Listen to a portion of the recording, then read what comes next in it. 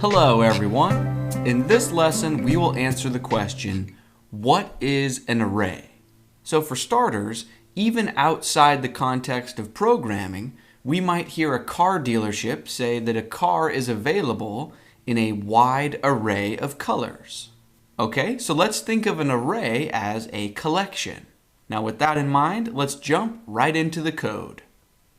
So here I am in the index.php file that lives in our theme folder. And why don't we go ahead and delete all of this test code from our previous lesson, and let's try something new.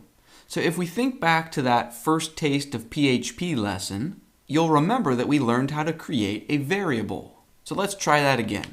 So I will go into PHP mode. Down here I will close out of PHP mode. And then to create a variable, you just use the $sign. And maybe I want to create a variable that stores my name. So equals Brad. This variable name isn't special. I just made it up. It could be unicorn or pizza.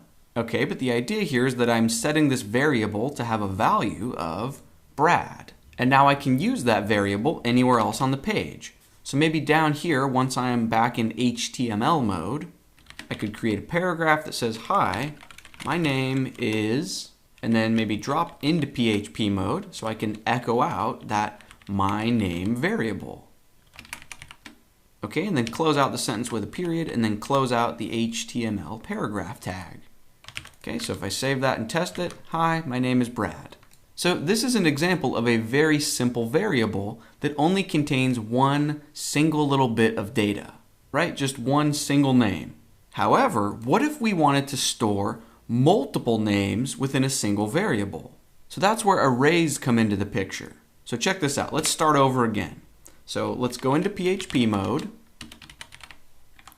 And let's imagine that I want to create a variable named names, right? Plural. Now the name of the variable doesn't matter. So this could be pizzas. Doesn't matter. I just chose names to try to indicate that I want to store multiple values, right? Plural. So what does our variable equal? Well, we can say array, okay, and now within these parentheses, right after the word array, we can store as many names as we want. So check this out. I could say Brad, comma, John, comma, Jane, comma, meows a lot. You get the idea. I can store as many names as I want. So in PHP, an array is a special type of data. An array is a collection of multiple values. Okay, and let's imagine that down here in HTML mode, I want to access one of these names. So maybe I have an HTML paragraph tag, and I want to say, hi, my name is blank, right? So I would drop into PHP to access our variable. So I want to echo out something that lives in the names variable. Okay, and then to look inside the array or look inside the collection, right here we can use square brackets. On your keyboard, this is directly right of the P key. Okay, now let's say for example that I want to access the first value in this array, so Brad. I would just include a 0 within the square brackets. You might think that it would be a 1 to access the first item, but it's actually a 0. In most programming languages, PHP included, arrays are 0-based, meaning the first item is 0 instead of 1. So for example, if I wanted to access the second value of John, I would include a 1 here. If I wanted Jane, a 2. If I wanted meows a lot, a 3. Okay, so if I save this and refresh, cool, we see my name is meows a lot. If I change it back to a 2, right, so 0, 1, 2, we should see Jane. Cool. But now the question is, why? Why would we do this? Why would we want to store multiple values in a single variable? What is the point of doing this? What is the advantage of doing this? Well, there are several reasons, but probably the biggest reason is for something called looping. So what in the world is looping? What is a loop? Well, let's imagine we want to do something once for each item in this collection. So let's imagine we wanted to output this sentence of hi, my name is blank. We wanted to do that once for each item in the collection. So technically we could just copy and paste this line and have it 4 times and then change this to 0, 1, 2, 3. right? So if I save this, that technically works, but this is terrible code. This is really repetitive, and it's just not an efficient way of doing things. Instead, what we can do is leverage the power of an array and programmatically loop through the collection and do something once for each item. So check this out. Let me show you what I mean. But actually, before we worry about outputting these names, let's just practice a very basic loop first. So let's give ourselves a goal. For whatever reason, let's imagine we want to output a bulleted list on the page that counts to 100. Right? So imagine we want to create an HTML list item in a series of them, something like this that goes 1, 2, 3, 4 up to 100. So it would take a long time to type that out by hand, but programming and loops make that very easy to do. So check this out. Back up here, while we are still in PHP mode, let's use something called a while loop. So while parentheses, and then right after that, curly brackets. Okay, so how does the while loop work? Well, whatever lives within the curly brackets will happen again and again and again until whatever we place in these parentheses evaluates to false. So let me show you what I mean. Right above this while loop, let's create a variable named count. The name doesn't matter, I'm just choosing count. And let's set it to equal 1. Now remember, our goal is to output a bulleted list that counts to 100. So within our parentheses, let's say that as long as the following thing is true, keep looping. So in the parentheses, we'll say as long as our count is less than 100, keep doing whatever we tell it to do within these curly brackets. So then in the curly brackets, let's just echo out an HTML list item. Okay, and in that list item, we don't want to hard code a value of 1 or 2 or 3. Instead, let's output our count variable.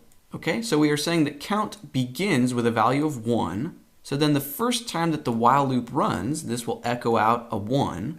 And then right after this line, let's just increment or increase the count variable.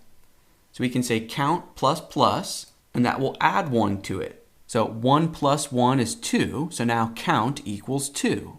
So then the while loop will run again, and it will say, okay, now the count equals 2. That's still less than 100, so this will evaluate to true. So then this will run again. So then it will output 2, then it will add 1 to that, right? So then count will equal 3, so on and so forth. So this will just keep repeating until finally count will equal 100, and then the while loop will say, hey, 100 is not less than 100. So then this will evaluate to false, and then the while loop will finally end. I know that's a lot to absorb, so you might need to rewatch this a few times, or pause the lesson and experiment with a while loop yourself. But if I save this and refresh, cool, we see a list that counts all the way, actually to 99 instead of 100. So back in our code, let's just change this to less than 101. Cool, so now it counts all the way up to 100.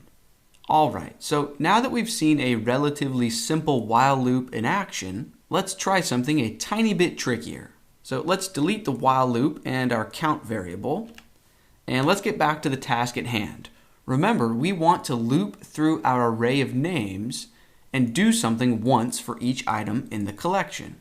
So maybe output a sentence that says, hi, my name is blank. All right, so here's how we can do that. Let's use a while loop again. So while parentheses and then curly brackets. Okay, and we are going to need a count variable again. So let's create a variable and name it count. And this time, let's set it to equal 0 instead of 1, right? Because arrays are 0 based. In order to access the first item in the array, we use a 0. Okay, so down in our while loop, within the curly brackets, what we want to do for each item in the collection is just echo out an HTML list item that says, hi, my name is blank. Okay, so we remember from about 5 minutes ago, in order to access one of these items, we just use the variable name, right? They all live in the variable of names. And then to look inside the array, you use square brackets. So to access the first item, it's a 0. To access the second item, it's a 1. Okay, so we don't want to hard code a number here. Instead, we want to use our count variable. So in between the square brackets, let's just say count. Okay, so the first time the loop runs, it will be a 0. And then let's be sure to increment the count. So on the new line, let's say count plus plus. So then the next time the loop runs, count will equal 1. So that will give us John. Then it will increment again to 2, which will give us Jane. You get the idea. So now we just need to tell the while loop how many times it should repeat itself, right? So within these parentheses, we will say as long as the following thing is true. So let's say as long as count is less than, and now you might think that we would just say 4, right? Because there are 4 items in the array. But we don't want to hard code a number here, because what if in the future we added a 5th name to the collection? Barks a lot. Okay, so we don't want to have to babysit this code and keep updating this number here.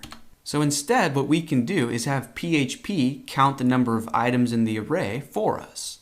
So we'll say as long as count is less than, and then we can use the PHP tool named count, and then open up a pair of parentheses. Okay, and then in those parentheses, we just give it the name of our variable, right? Names is the variable that contains the array. So PHP will automatically count it and say, yep, there are 5 items in the array. So as long as count is less than 5, this will just keep happening again and again and again. So let's save this and refresh. Awesome.